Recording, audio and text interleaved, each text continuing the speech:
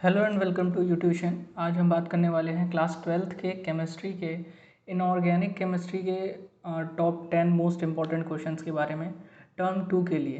तो चलिए शुरू करते हैं। ये इस वीडियो का पहला पार्ट है, इसके बाद सेकंड पार्ट भी आएगा।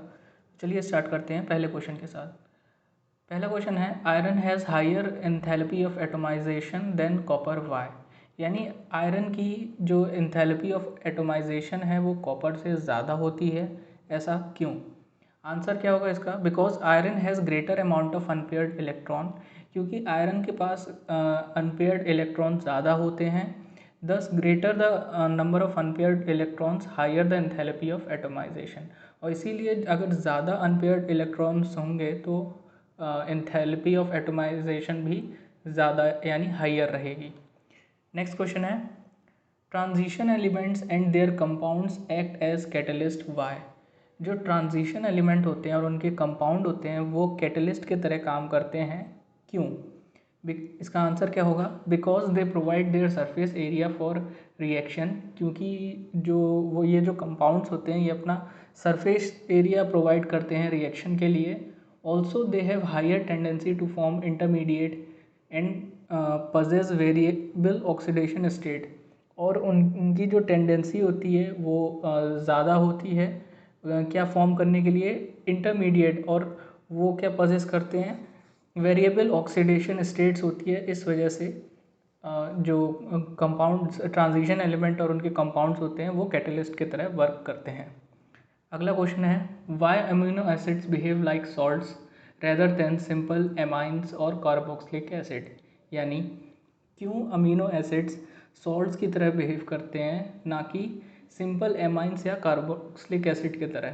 तो इसका आंसर क्या होगा? Because in aqueous solution the COOH group of amino acid loses a proton and NH2 group accept a proton from to form a Zwitter ion। मतलब क्या हुआ इसका?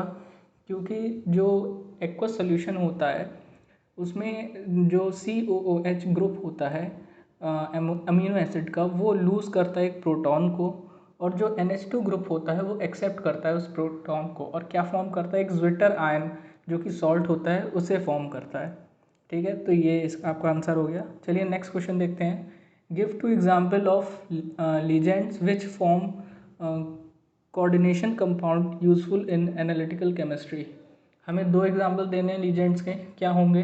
EDTA इथाइलिन डायमीन टेट्राएसिटिक एसिड, और दूसरा क्या है? डायमिथाइल ग्लाइकोजन यानी DMG से बोलते हैं। नेक्स्ट क्वेश्चन क्या है? Why is froth flotation method selected for concentration of sulphide ores.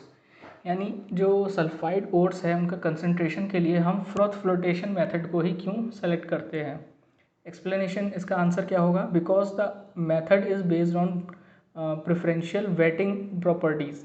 क्योंकि ये जो मेथड होता है ये सूखने की प्रॉपर्टी पे बेस्ड होता है with the frothing agent and water, जो कि फ्रॉथिंग एजेंट या पानी के साथ में होता है।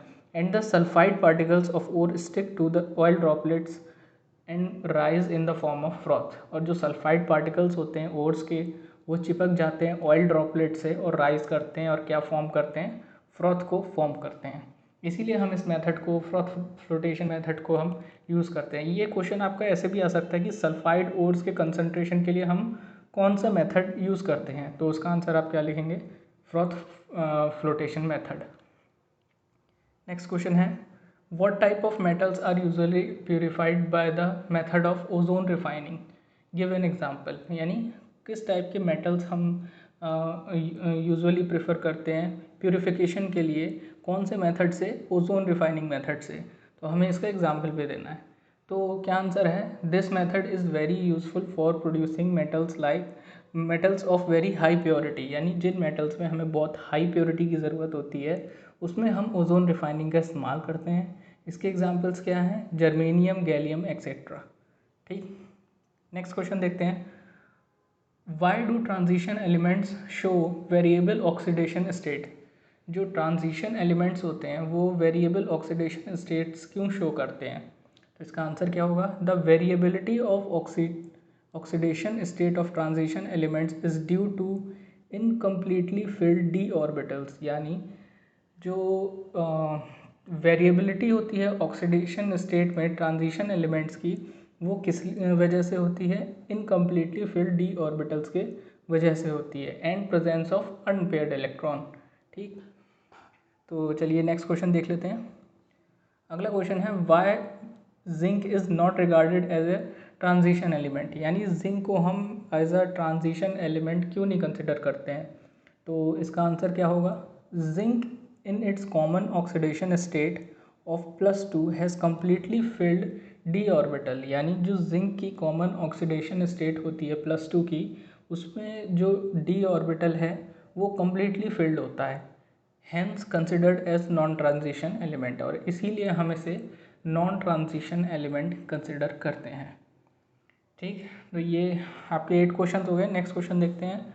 अगला क्वेश्चन है fluorine does not exhibit any positive oxidation state why, यानी जो फ्लोरीन होता है वो कोई भी पॉजिटिव ऑक्सीडेशन स्टेट नहीं एग्जिबिट करता है, ऐसा क्यों। तो पहले एक बार आंसर हम रीड कर लेते हैं, फिर इसे एक्सप्लेन करेंगे। Since fluorine is the most electronegative element and does not have D orbitals in its valence shell, therefore it cannot expand its octet and hence does not show positive oxidation state, while other halogen have d orbitals and therefore exhibit many oxidation state। मतलब क्या हुआ इसका, कि fluorine जो है वो most electronegative element है और उसमें डी ऑर्बिटल में वैलेंस शेल भी नहीं है, इसीलिए ये अपने ऑक्टेट को एक्सपेंड नहीं कर पाता है और इस वजह से वो पॉजिटिव ऑक्सीडेशन स्टेट नहीं शो करता है। जबकि जो दूसरे हेलोजेंस होते हैं उनमें डी ऑर्बिटल होता है और वो बहुत सारी ऑक्सीडेशन स्टेट्स को एग्जिबिट करते हैं, तो इसीलिए फ्लोरीन पॉजिटिव ऑक्सीडेशन स्टेट नहीं एग्जिबिट कर पाता है। तो अगला क्वेश्चन है nitrogen is relatively inert as compare to phosphorus why, यानी जो नाइट्रोजन है वो फॉस्फोरस के मुकाबले इनर्ट है, ऐसा क्यों। Because phosphorus to phosphorus single bond is much weaker than nitrogen to nitrogen bond. जो phosphorus to phosphorus single bond होता है वो मच वीकर होता है nitrogen to nitrogen triple bond के मुकाबले। And bond length of nitrogen is small, जो nitrogen का बॉन्ड लेंथ होता है वो स्मॉल होता है। And bond dissociation energy is very large, और जो बॉन्ड डिसोसिएशन एनर्जी होता है वो भी बहुत लार्ज होता है, विच मेक्स इट इनर्ट, जो कि इसे इनर्ट बनाता है। एंड दस फॉस्फोरस बिकम मोर रिएक्टिव, और इसी वजह से जो फॉस्फोरस होता है वो ज़्यादा रिएक्टिव हो पाता है। तो ये थे आपके टॉप 10 क्वेश्चंस केमिस्ट्री के इनऑर्गेनिक पार्ट के लिए। अगला पार्ट ज़रूर देखिएगा।